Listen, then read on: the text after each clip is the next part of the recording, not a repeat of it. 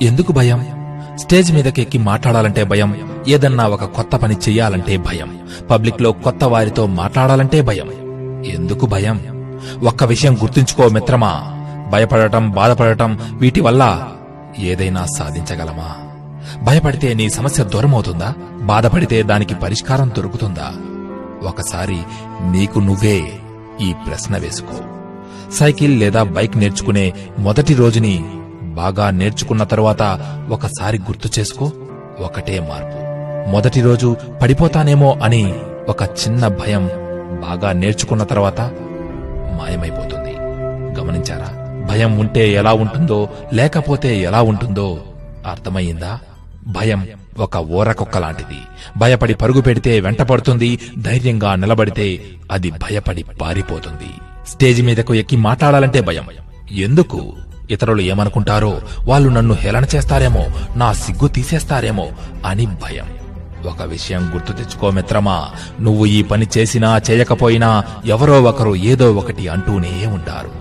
ఉదాహరణకు, ఎక్కువగా నవ్వితే పిచ్చివాడు అంటారు, నవ్వకపోతే ఎప్పుడూ కోపంగా ఉంటాడు, ఏడిస్తే పిరికివాడు, ఏడవకపోతే వీడికి అసలు మనసే లేదు అంటారు.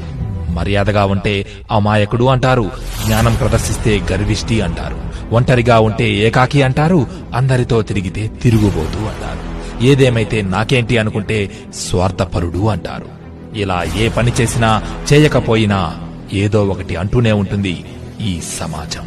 మరి వాళ్ళ గురించి ఆలోచించడం అంత అవసరమా? నీకు నీవే ఈ ప్రశ్న వేసుకో.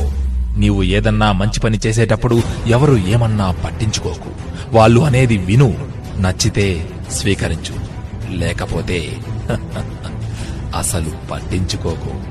కొత్త వారిని అడిగి ఏదన్నా తెలుసుకోవాలంటే భయమెందుకు? వాళ్ళు ఏమన్నా అనుకుంటారేమోనని భయం కదా.